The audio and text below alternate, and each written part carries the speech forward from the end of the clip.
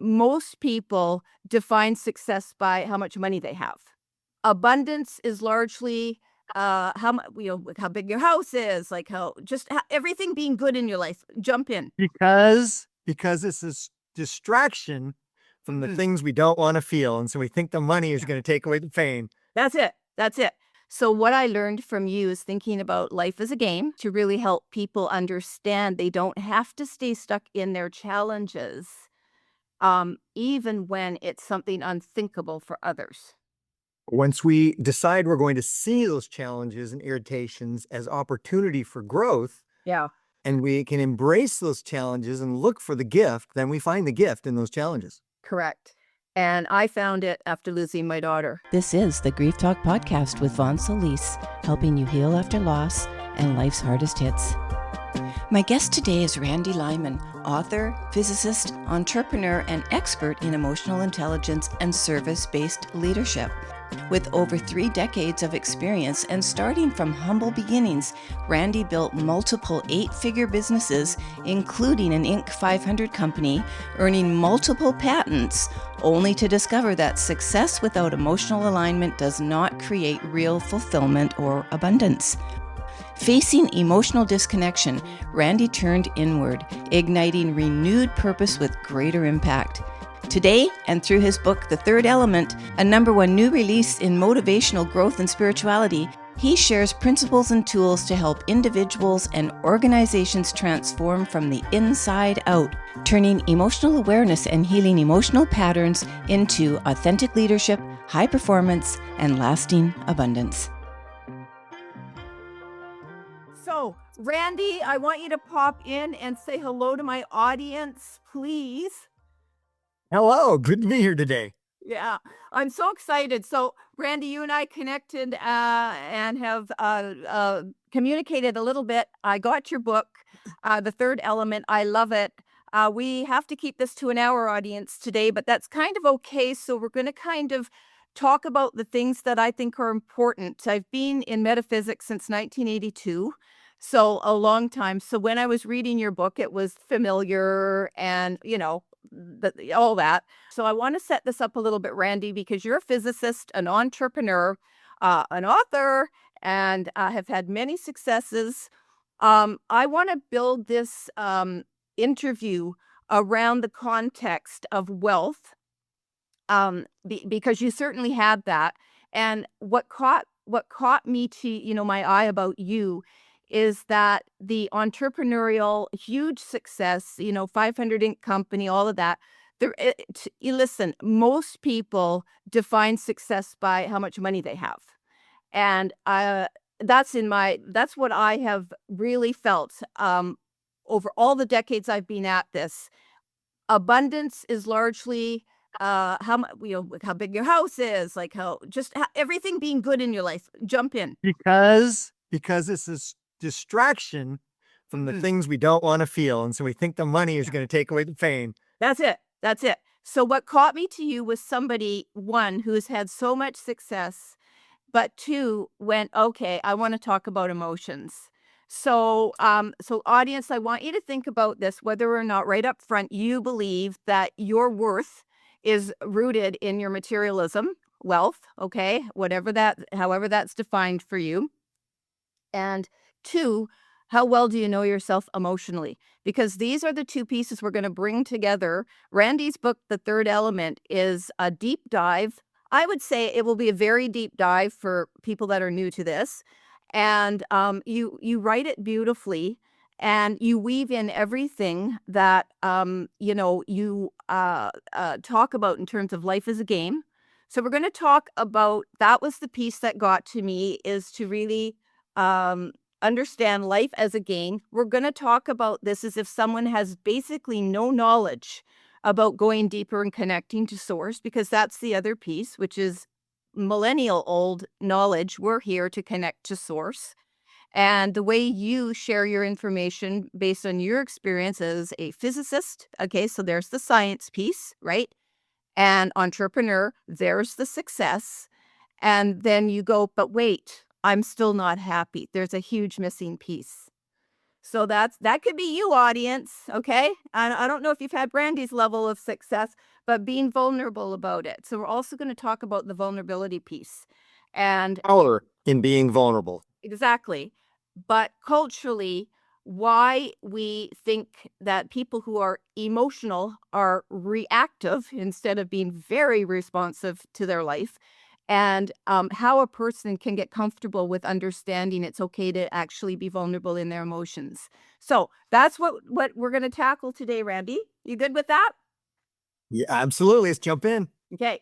So, audience, I just wanted to give a little statement what you say, Randy, from your book. Again, I want you to think about this, audience, as we move through this interview. So, Randy, you state that our minds work tirelessly to try and make sense of the world around us by sometimes telling ourselves stories in order to create a false sense of safety. True, survival brain. And when our minds build stories about the circumstances we experience, emotions are created within us in relation to those stories. Based on our hormonal response within our body, a wide variety of hormones give us a physical sensation to guide us towards something good or away from something bad. And those feelings are valid only in that moment. Right. So we're going to dive into that as well. I just want people to understand this. They're living life. I'm going to just really paraphrase here, emotionally based on what they have attached to their stories.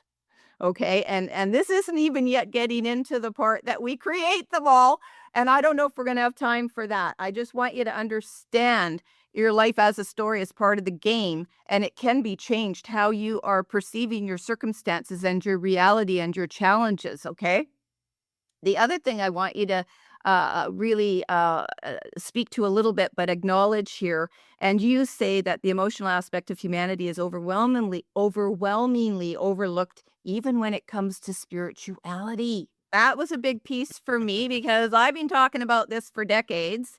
Like, we got to look at the emotional piece. I don't know if you know, Randy, but I lost my daughter to suicide in 2005. And Didn't so, know that. right. And so I tell a lot of my guests because through agents and even connecting on our own, people don't have time to even really kind of go, well, listen, who am I talking to today? Well, you are talking to somebody, Randy, who has been in metaphysics for 44 years. And it's been 2/3 of my life. And I lost my daughter to suicide when I was 23 years into my journey. So guess what that did? Yeah, I had to rethink everything, not become unspiritual because that was the core of who I was, but it challenged me to question every leader. The Secret was really big at the time, and you know what The Secret taught, with all due respect. And many people got into that and quit because their life wasn't becoming abundant fast enough and all this stuff. Law of attraction, all that, everything you teach as well. So I've been around the block a number of times with this, and my teaching is very much rooted now in metaphysics, but really, really, really with one of the hardest losses, if not the hardest loss a human will be asked to bear, which is losing one or more of their children. Do that when you're in that much pain. So that's what my podcast is about. Okay. So that's for you to understand when you are talking about, and we're going to talk to the lowest common denominator here, which is somebody has no experience and might be suffering the same thing in grief, might be suffering another loss, might be just in so much trauma and grief from childhood experiences. So it's really, that is the context in my platform is, yeah, life isn't easy. So how do we apply these concepts? Thinking about doing it in the biggest challenges a person could face. Having said that, I do understand and respect that there are a lot of people that don't have extreme losses, and great, and some people sail through life, and we teach what we know. So, but just bearing in mind, and if that hasn't happened to you, just bearing in mind, I want to shape this a little bit for people that's where I come from. And but I value your teaching. So that's why I don't have too many people on my show, like not just everybody. I need to learn something from them. So what I learned from you is thinking about life as a game. And like, we're gonna have a little bit of fun with that. And the things I've shaped it to is to really help people understand they don't have to stay stuck in their challenges, even when it's something unthinkable for others. Once we decide we're going to see those challenges and irritations as opportunity for growth, Yeah.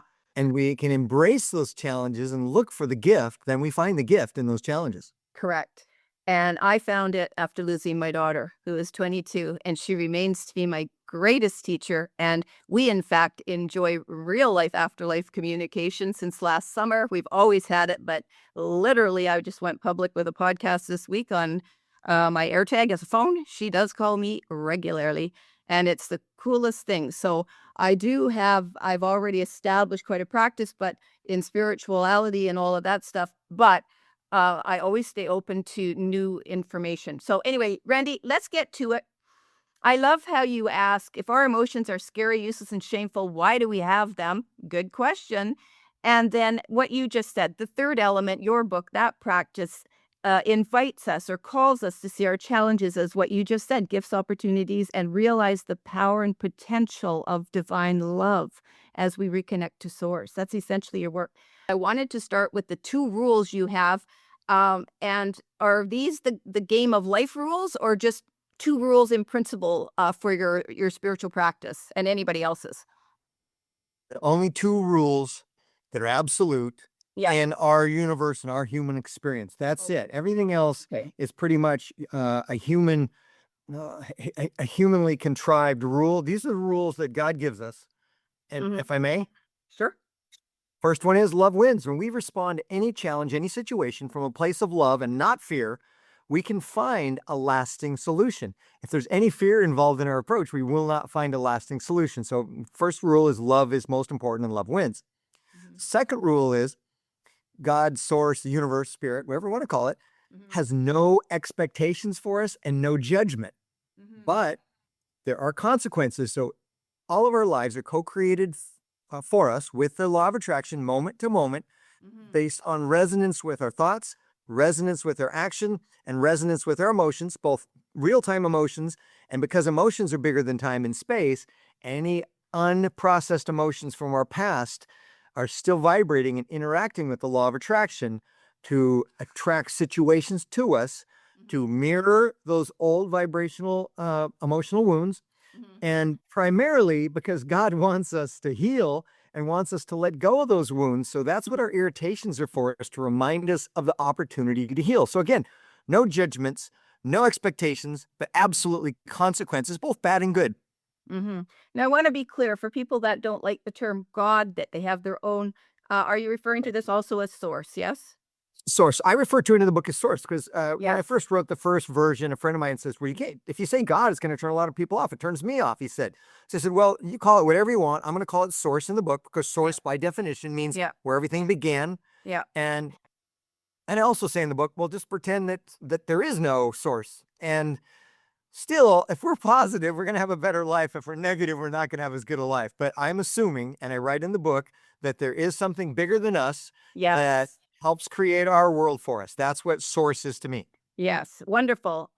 Source for me over the decades has evolved to, well, I refer to source as God mostly.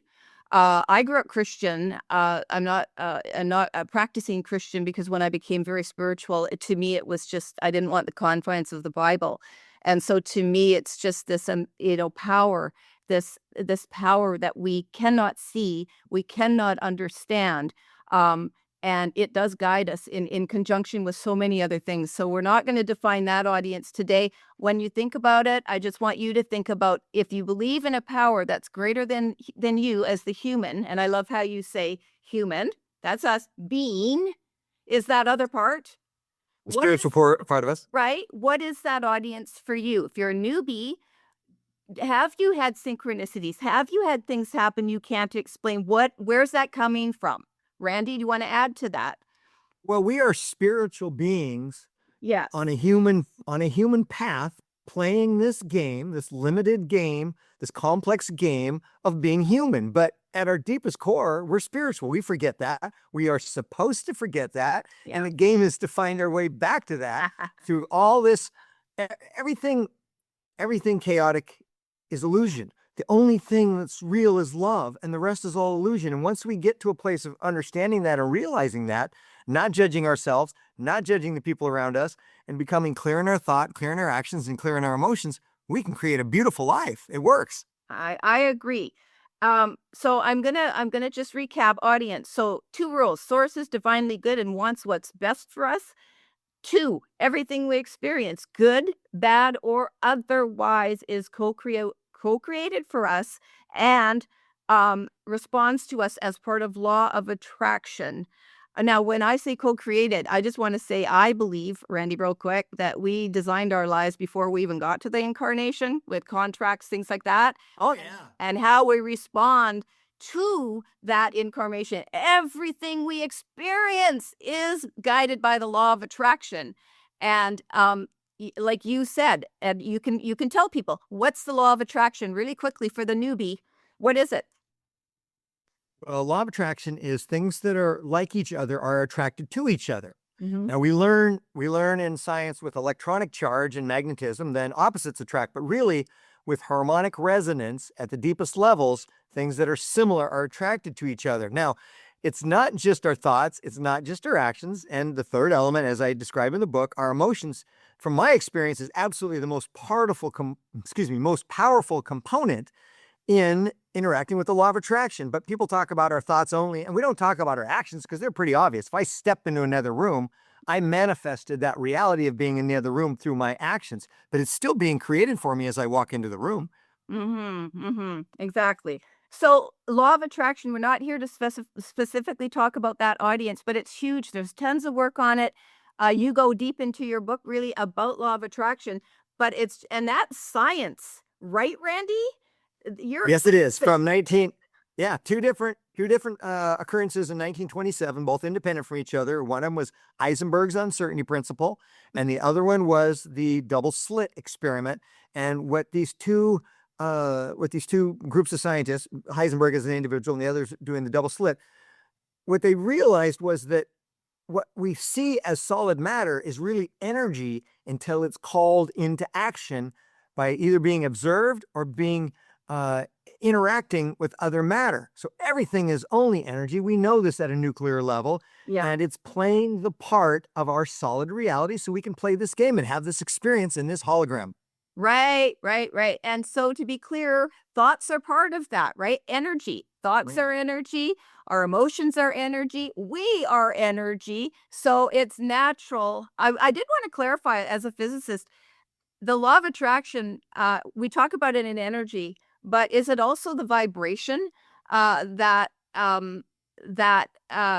there's a difference in vibration between certain things and good, Yes, bad, that because type of thing? because the vibration is the energy, and the energy is the vibration, and so that whatever that energy is has its signature, and its signature is its vibration, Mhm. and it's a complex vibration. If you get into Fourier analysis and other things, which we're not going to do today, but if No. you get into deeper into the science, it's all complex waves, but it is all harmonic resonance. It's vibrating energy.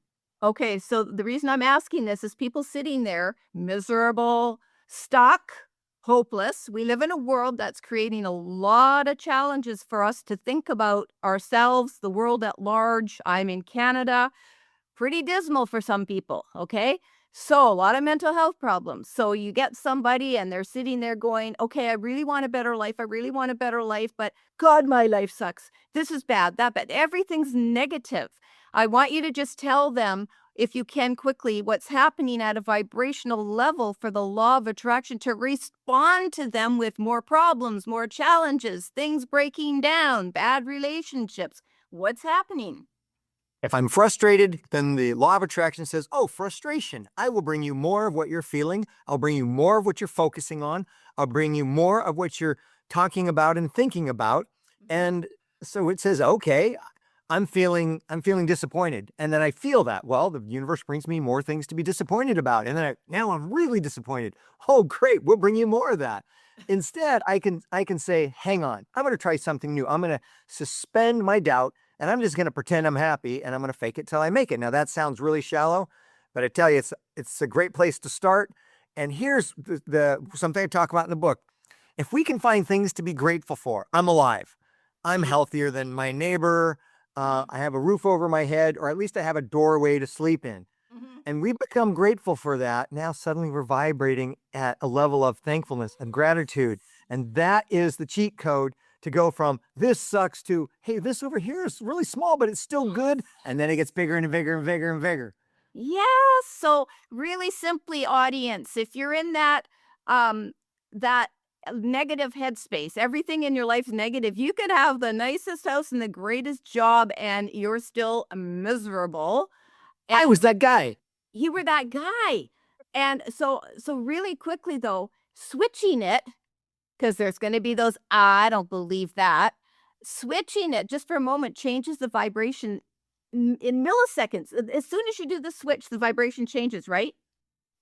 Yes, and it doesn't take that long for the law of attraction, for reality being created for us to respond. It responds immediately. Now, we don't see it in huge leaps forward, No. but it's happening right away, and it's preparing our future, a better future for us, as soon as we're able to imagine a better future. Now, we have to also take the actions, and we also have to heal our emotional wounds. But as we do that, there's really no delay except our belief and our emotional processing. Yeah. So listen, audience, one of the great quotes I love from Louise Hay, if you don't know her, look her up, is life is good because I expect it to be good. Okay, there you go. And just think about what your thoughts are. And like you said, it becomes, I think, a case of disciplining our mind to really, really shift from this isn't so bad. Are you a person that is a, glass half full, glass half empty? I never even thought about it, but when I lost my beautiful daughter, I understood immediately I am a solution-oriented person, glass half full, and I was so conditioned already to be looking for goodness in the experience. That does not negate all the pain and all that kind of stuff, but I was continuing to look for ways that I could make my life better and not make that experience so horrible that that's what would define me.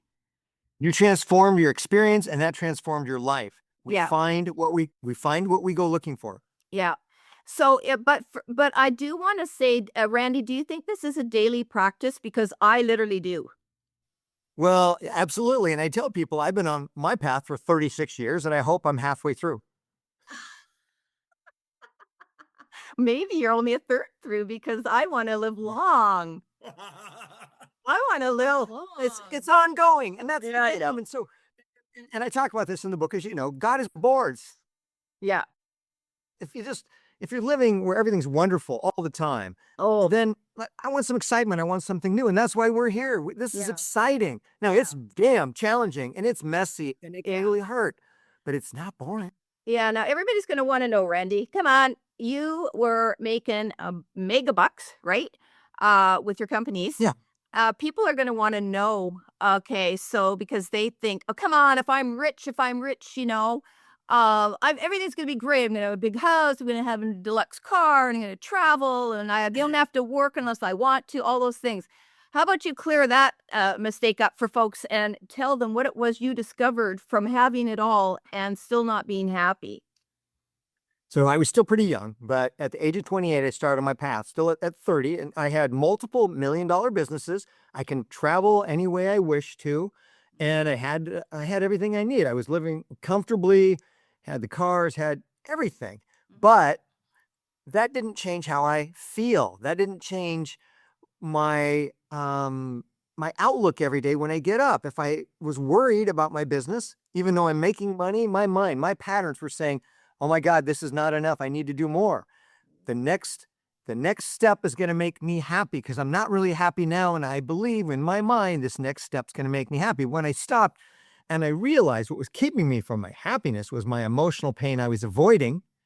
And I stopped and I embraced the pain and I cried the tears and I dug in deeper and I dug in deeper and I flushed out. I let all that emotional pain come through over time. Then what happens is when we let go of that painful emotional energy we're holding on to, love replaces what was there. And love is our natural state. But when we grow up as children, we take on this idea that we're supposed to be somebody different, and we take on trauma that we don't let flow through us. and it keeps us from being our true self. And that doesn't feel good. It doesn't feel good to be remembering our trauma. It doesn't feel good to have worry and just think with our mind that the next step will make us happy. So that's where I was. And eventually, when I met Maria in 1989, and she helped hold a space for me and guide me through a lot of my emotional release. And as I let go of the pain by embracing the pain, and love poured in and my life improved. We're not going to dive deep because you do talk about Maria in your book. I just want to say we need guides along the way. So again, keeping this to people who are brand new to this or on the way and maybe frustrated, your leaders, your teachers will come to you when you are ready for the next bit of information, right? Set the intent. When we ask, Okay. it will be given. So we set the intent. I'm ready to learn. I want a guide. I don't know who they're going to be. I just ask for the best who fits my situation and my experience the best today, and I surrender to what Source believes is best for me. Yeah. I am out of nowhere, whether it's 3 hours or 3 months, it will happen pretty quickly. Yeah, I believe, Randy, I want you to talk about the game of life a little bit here because just to set it up, so I believe, as I said, we contract what we came for, but we don't remember. And so the game of life, I know. And so the game of life, I want to set the stage for this. The game of life is, and it reminds me of a board game, and you talk a lot about it in the book. It's great.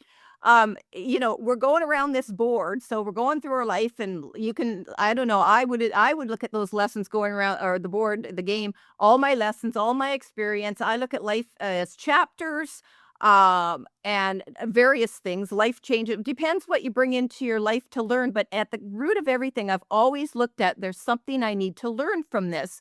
And so I love what you say, set the intent, because we will be asked, I'm going to ask if you believe this, we will be asked to deepen our knowledge the further we get into our practice. Do you think so? Absolutely, because we're not given more than we're ready to receive. Yeah. We're not given more pain than we're ready to receive. Yeah. We're not given more guidance than we're ready to receive. The law of attract, like attract likes, takes us in small steps. We don't jump from between 1 to 10. We don't jump from a 4 to a 7. We go from 4 to 4.5. Yeah. And then from 4.5 to 4 3/4, and then to 5. And we incrementally, like attracts like, we step our way. But if we're trying to jump too far, the vibrational gap is too big, and the resonance, the harmonic resonance, will not make the attraction happen. Yeah.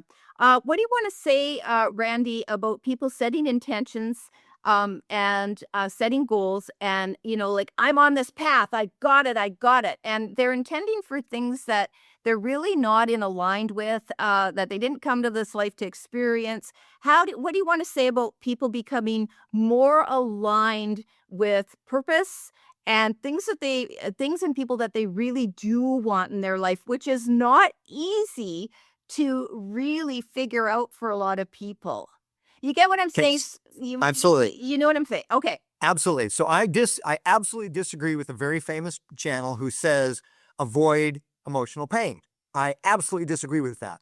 I say that our emotions are guidance in the moment. Once the moment has passed, the energy stays, but the guidance is no longer valid. So if I have a pain, a frustration, an irritation, I want to dive in and feel that underlying emotional pain as deeply as I can, because the emotional energy is like gasoline in a metal can. I can store gas in a metal can for 20 years, and when I pour it out, it's still volatile and it still burns. But once it's burned, it's gone. Now, we can't always burn the whole can off at once. It's like peeling the layers of an onion, and we peel it a layer at a time. We pour out a little bit of the gas and the emotional energy at a time. But every time we release it, it's gone forever.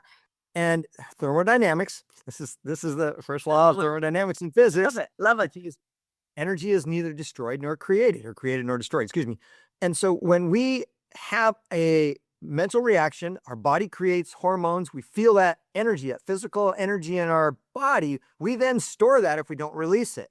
And the only way to heal emotions is through our body in the moment. Our mind is never in the present moment, so we can't process emotions, which all emotions only come through our physical body in the present moment.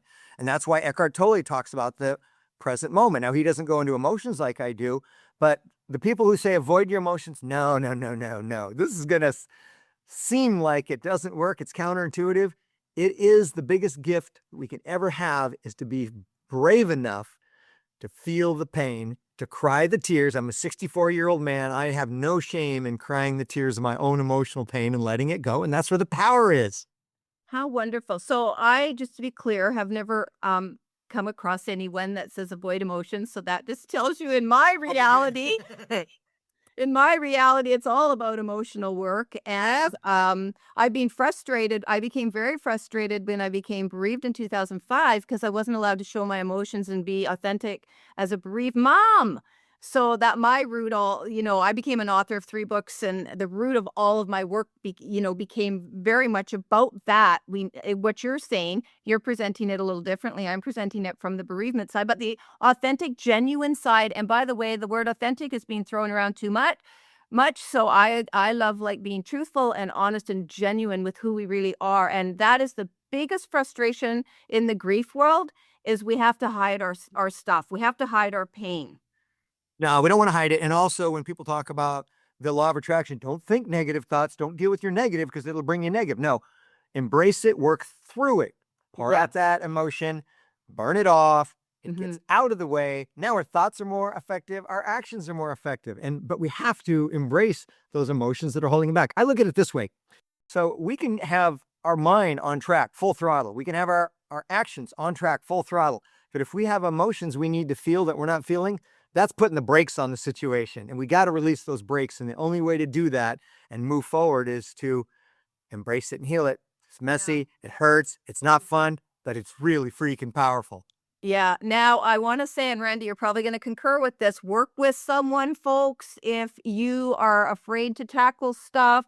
I'm going to put a plug in for my Living Meditations channel. I started in 2017, bunch of meditations. I'm an angel channel, okay, since 2006. And so I just live with angels, like in my life, like that's it. And so I've done that. But having said that, go and work with people to guide you through the toughest parts. And I also am an advocate to make people aware there might be traumas and things you can't deal with, and that's okay. Like, I'm not dealing with the trauma of my daughter's suicide. Okay, not yet, because I haven't found anyone that would be able to help me with, well, I did find one person, but you have to be ready to embrace your changes, your healing. And I believe, Randy, and I want you to talk a little bit more about this. I believe that as you embrace vulnerability, let's turn to vulnerability here, emotional vulnerability and surrender. When you are able to, I say, take just one little thing. If you got a great big thing, a childhood trauma, is something that just It'll wait. It will wait. It'll still be there. It'll still be there. No, take a frustration of the day. Start with something. You might be able, I'm talking to the audience now, you might be able to work with somebody who's offering meditation, somebody, because there's a lot of people in this state, Randy, that don't have money to go to therapy, don't have money to go to self-help courses and retreats and so on. And by the way, most, if not all, of our healing is very private and comes to us in our moments that we are alone and reflective. And so you've got to make the space to be reflective for yourself, audience. Randy, And not judge ourselves, not have high expectations of ourselves. We don't have to do it perfectly. right. Don't judge yourself. Just say, I'm going to take this any way it comes. I'm going to find a way to love myself, and I'm going to accept the love that's coming through for me, because it's there for us when we allow it to. Let's go back to a rule. Source is divinely good and wants what's best for us. Call it source, God.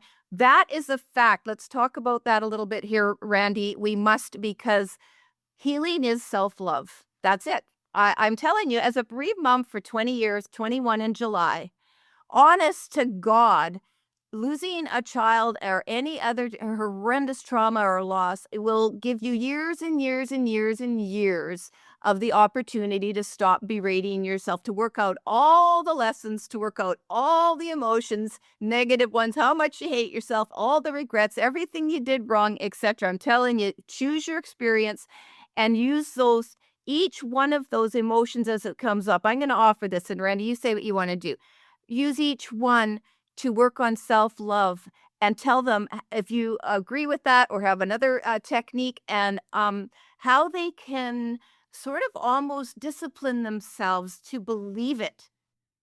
No, I'm I'm going to look at it from a different angle, which I think Yeah. is still being with what you're talking about. Please do. I had to realize and become comfortable with the fact that we all, and I, have an inner child. Now, my inner child loves to drive fast, loves to take risks. My inner child is where my joy comes from, my anticipation of good things, where my creativity comes through. So I don't let the inner child make important decisions. I let my higher self, through my intuition, do that. But the inner child is a huge part of us. And so once I realized, wait a minute, this is real, and I embrace that child, that's also where our pain resides. That's where our joy and our pain resides. And so when people can say, well, there is a part of me that understands and feels joy different than my mind does. And there is a part of me that feels grief different than my mind does. Find a way to listen to our inner child, give it them, him or her, a name, listen to them and them you love them, and talk to them as if they're not part of your thinking mind.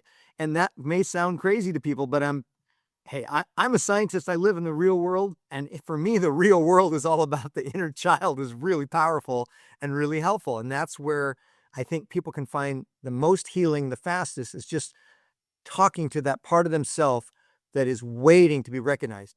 See, I knew I had you on the show for a reason. Okay, now I'm just teasing you. Anyway, okay, the inner child. Now, people have been talking, teachers about for decades about inner child. Okay, but you're bringing something in, and my mind is thinking here. So here's a question for you: do you think that as as a child? Now, I want to clarify. What do you think the inner child is? Is it the emotions from childhood that we literally experienced in this life? And it's all stored from all the pain and hurt, or even false beliefs we developed as a kid, because most of us weren't allowed to speak and be heard. Now, so I want to, first of all, what do you think the inner child is? And then I have a follow up.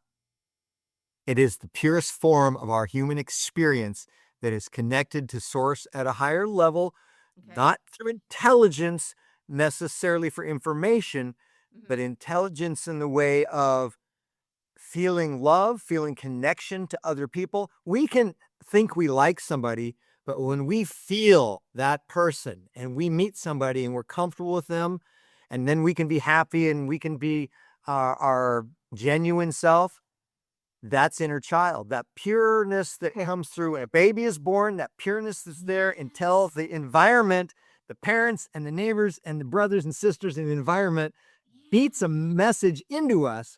We are a pure inner child until we're reshaped. And then we have to, as we get older, let go of all those imprints and become our true self again. Okay. So, audience, I'm just going to sort of paraphrase for the audience. So, because I'm learning this for how you're seeing it. So, our inner child is that perfect perfection, a baby. Think of yourself Pure as pure essence, and you're right. They are. So that's why when we have a baby, we feel a love we've never felt before, because we're being reconnected in physical form with that pureness, what you're just talking about, that pure energy, until all the crap starts. So, Exactly. so what I want to ask you is if you could explain. So again, when people, and I don't think we think of ourselves as a baby, but I've heard some teachers, and I've actually done this, tell you, get a baby picture of yourself. Get a baby picture of yourself, keep it somewhere, put it in I've tucked mine in a book where I'm so happy. And it's before all the stuff starts. And I'm still a relatively happy person, by the way. But I'll expand a little bit just for my point of view on this pureness. That's what we've chosen to come in. That's still who you are in this life. So, there's the spiritual essence, the soul part of your being. You are also physical, but I believe that we have all of that that can be expressed and experienced in physical if we can reconnect to it. Yes? Yeah, it comes together beautifully, but our ego has to be willing to partner with our higher self through our intuition. I talked about in the book how it took me time to accept the fact that I was intuitive and then build that up over time. And it took me time to accept the fact that there's an inner child and create the relationship with the inner child, because I didn't want a child to be running my life, but it's not one runs it together. It's a balanced partnership. Yeah, and one visual I had many, many, many years ago in my earlier bereavement was to imagine ourselves at whatever age in this life as in the palm of your hand. I'm holding for the audio my palm up, and imagine yourself in that source is you in the larger body, and you are in the palm of source. And it's kind of like a parent holding a baby or anybody else holding that brand new baby. Great description. But you think of yourself in that palm, and what would source want for you? What would you want in protection and security and safety for that little baby you are? And that's another little visual I'll offer to folks that really helped me. Now, and you got to remember to return to it because we will forget. So, Hey, but let me say something. So what's wrong with having God protect our adult self the Yeah. same way he would protect our child self? It's all there. That energy's there, all parts of us. Good point. It's about believing. In my simplest form, I really think it's about believing, Randy. This is a big part of the experience, as you said. And I worked through a lot of that this last summer, and it changed my life and really helped me. So it is a huge part of our evolution. All right, let's talk about it for a little bit. Going to dig deep, and I'm gonna have you follow up on that. So here you are, super successful dude. I'll call you dude because of your cowboy hat. No, Okay, I'll go with it. I'm just teasing you. Anyway, super successful entrepreneur, all this stuff, and even up to last summer, 2025, you're working on your deservingness. Now, that's why. What's going on? Because I had it mentally. I have created companies that have after I've sold them and all time's gone on, done well over $1 billion, or a couple billion in sales and all that. Yeah. I've served many, many millions of customers. I've done a lot to serve humanity because I wanted to serve. Yes. And so I understood that I deserved. I didn't feel that I deserved because of the experiences I had when I was very young, and I didn't perceive the attention I was receiving as I being deserving. So my perception was I was not deserving, and I had built that story around my experience when I was young, and I held on to that story at an emotional level. Intellectually is one thing, but since I went through that emotional release this last summer, a lot of things have opened up for me that I couldn't get through with my mind alone. So you raise a very important point. The story we tell ourselves, the beliefs we adopt from any age, they do not go away unless we acknowledge them, embrace them, work our way through those emotions and feelings, and then surrender it and open ourselves up to the goodness we really do deserve. Would you agree with that, Randy? Is that what you're saying? I agree with that. And I want to add one other thing. So I don't talk about emotions and explain everything about emotions and focus on emotions because I'm naturally an emotional person. Okay.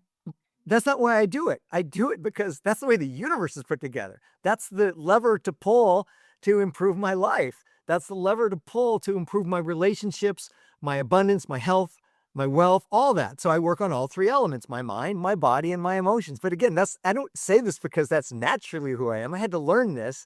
And as I learned it, and as I adapted to being more emotionally aware and more fluid in my emotions, the rewards are just so big. And that's what I want. That's the reason I wrote the book. I want other people to understand this, to employ the tactics and the techniques and such, and the understanding that I have, to improve their life, because every one of us has a reason to be hopeful.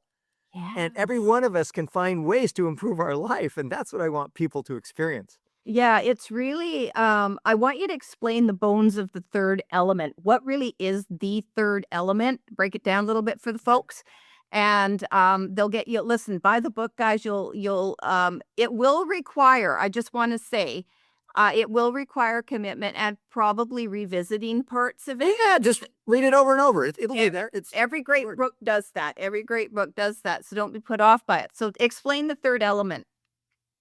Okay, so absolutely everything in our universe fits into one of three categories: thoughts and information, physical body and the physical world, and our emotions. Our feelings are part of our emotions, but our emotions. And that's it. There is nothing outside of those three categories. So I call that third category of our emotions, I call it the third element. It is the third element that of our experience that the law of attraction is creating our world in response to. And so that has been so long. People talk about our thoughts. We don't talk about our actions because our actions are so obvious, Mhm. but we've talked for over 100 years now, Think and Grow Rich and such, and The Secret and everything else about our thoughts. Yes. What I've been looking at for about 34 years now is I'm just wanting to say, no, you can't ignore your emotions. That's the most powerful part. And so now I don't have to do that anymore. I have the book, and people can buy the book, and they can get it on Kindle for dirt cheap. And Yeah. they can watch my podcasts on this podcast and others Yeah. and realize, wait a minute, Yeah. nothing is random. I'm responsible for my own life. I want to Yeah. blame, but when I stop blaming and I Yeah. look for solutions and I Yeah. change myself, now I'm empowered.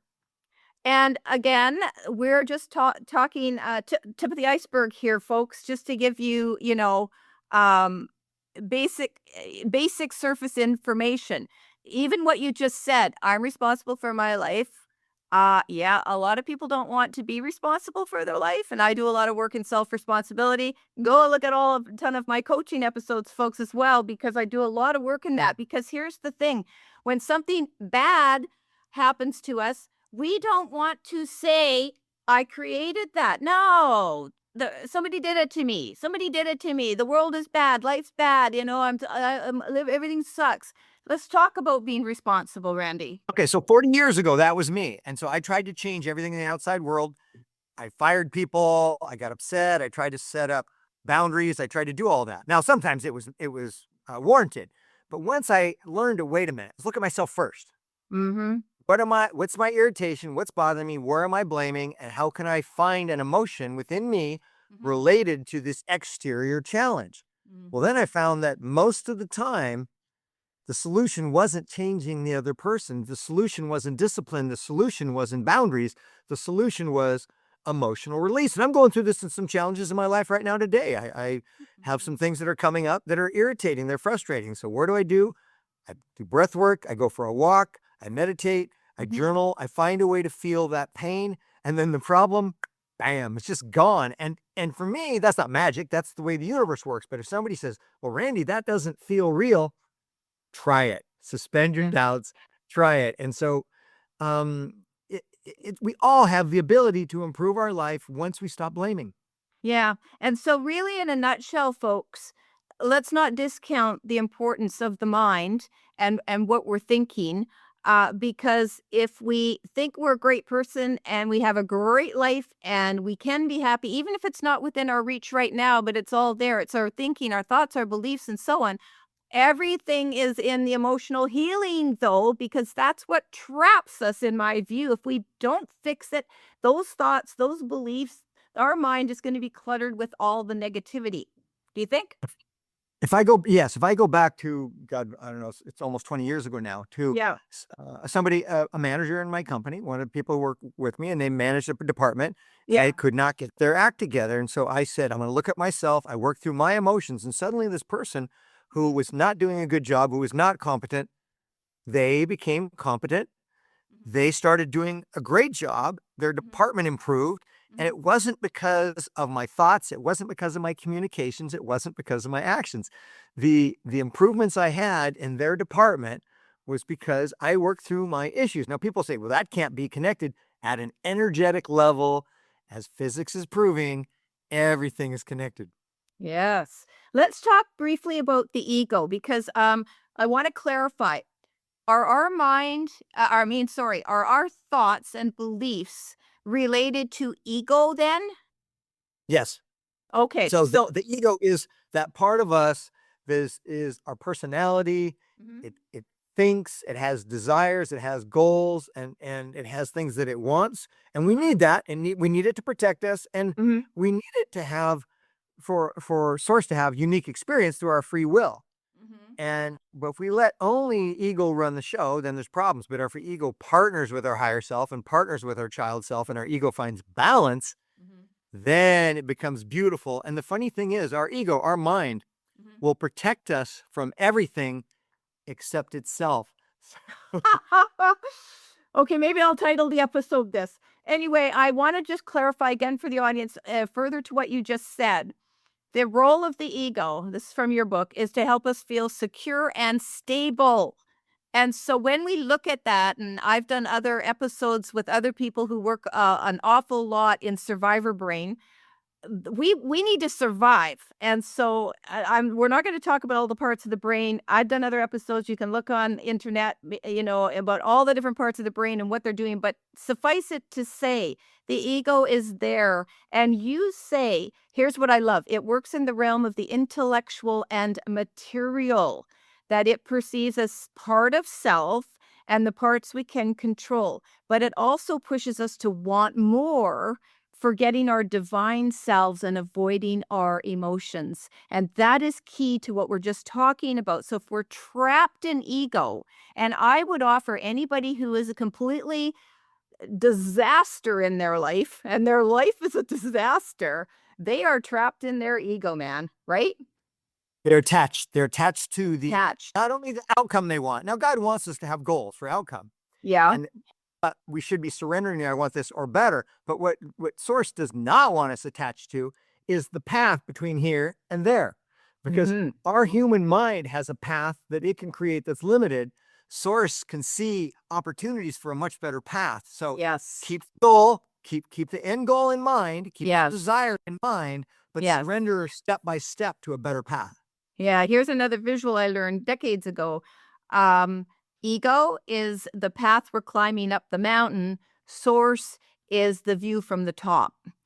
And therefore, we don't know. So to put it in very real terms, if you are stuck right now, if you feel challenged, if you're desperate to change your life, but you don't know what's around the corner, Randy, what do you want to say to somebody who's stuck like that? That is very ego. When we're trying to make something happen, it generally never works. It doesn't for me. And then when I surrender, take it away, just guide me, then things turned out far better than I could have ever planned from ego. What do you want to say to people who are sort of stuck in this attachment to ego?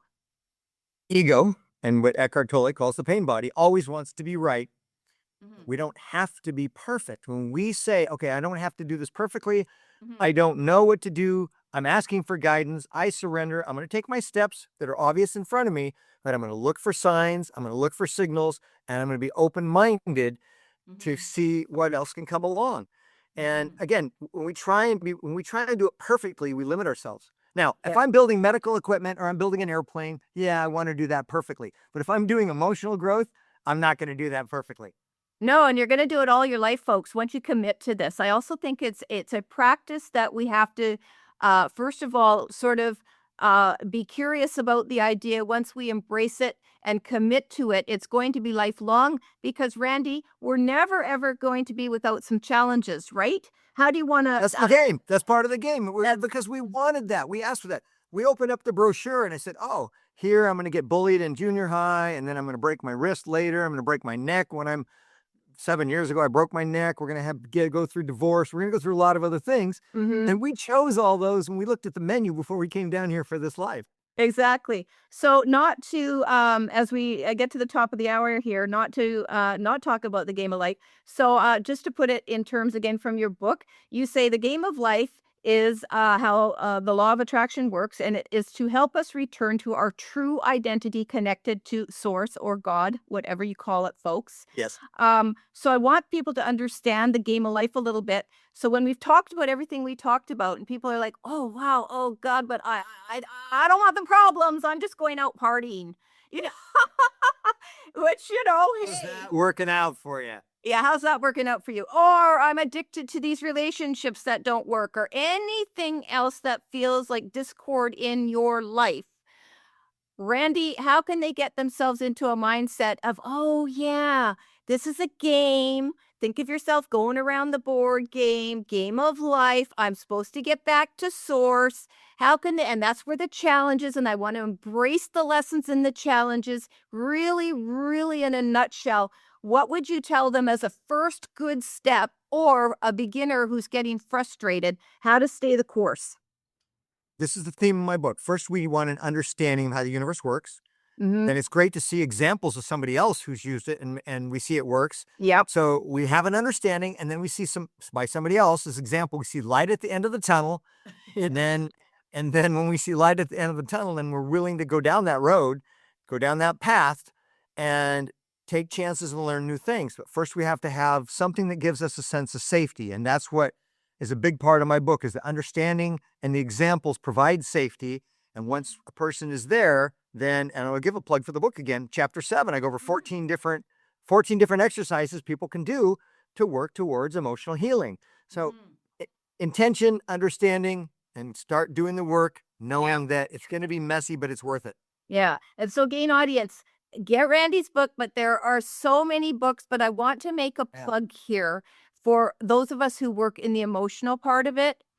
Again, respect to all the things that were going on in the early 2000s and secret, and law, like just there were a lot of folks back then. But you said earlier yourself, they were concentrating on the thoughts. Change your thoughts, change your life. The emotional piece has largely not come out in a big way to be worked on.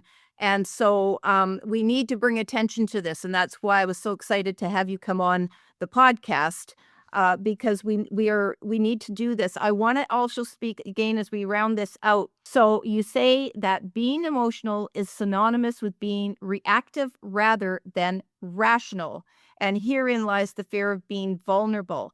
So in order to embrace everything you talked about, and we've talked about together in this podcast, they got to get vulnerable and emotional, as you said. Tell us, an audience, how they can do this without the fear, because I felt this in my early bereavement for years. Like you're a nutcase, you're being emotional, you're a train wreck. We're afraid of our emotions. So what would you say to encourage people to not be afraid of the thing that scares the Jesus out of us? Get a piece of paper and a pen or pencil and start writing out what we're thinking, what we're feeling, the problems we see in life, and the solutions we think we have. And once we're there and our mind is in charge and we're writing out our problems and we're writing the possible solutions, then we can write out what's the feelings underneath it.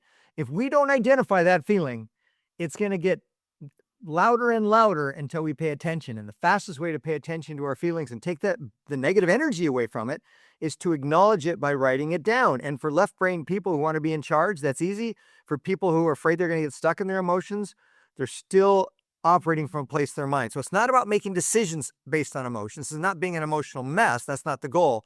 The goal is to be aware, to be fluid and letting it come through, and having the mind be involved. So for me, pen and paper is always powerful. Yeah. One thing, we're going to close off, but I want to say, and I love, as author to author, plug in our books. So I struggled until I wrote my third book about all my emotions related to my daughter's actual death and choosing to die. And I called it Lessons in Surviving Suicide, a letter to my daughter. And I took a couple years to write that. And that was my absolute emotional. I would say looking it in the face, like you say, and dealing and working through it, and then going, wow, that felt, it was a catharsis for me, but also cleared a lot of them. So I do want to reiterate, this is a journey, folks, that when you embrace your stuff, go to the emotion I think there's an emotional wheel you can get as well. I've worked with to go, what am I really emotional about here? And what emotion is it? I have a workbook that I wrote for myself 3 years ago that my marketing manager said, let's publish this. It's called the Emotional Healing Workbook. I went through about 13 different problems with it. I don't have a copy to show you now, but Randy Lyman, the Emotional Healing Workbook, it is extremely powerful. Is it on your website, randylyman.com? There's a link to it on my randylyman.com. Okay. It's also available online. Okay, so there you go. That's a guide and a support, because when we go through emotional stuff, we need something to understand what the emotion is. That is a very big piece, because we are not emotionally literate folks. And so I have pointed people over the last few years to emotional wheels and dig down. But now you got another resource, which is Randy's workbook. Okay, I want to just close this off, Randy. And I want to remind the audience that you see negative experience as necessary contrasts and learning opportunities, no matter how impossible it may seem or how bleak the circumstances. Last tips on and you say winning isn't a singular moment; it's a state of being. So It becomes a state of being.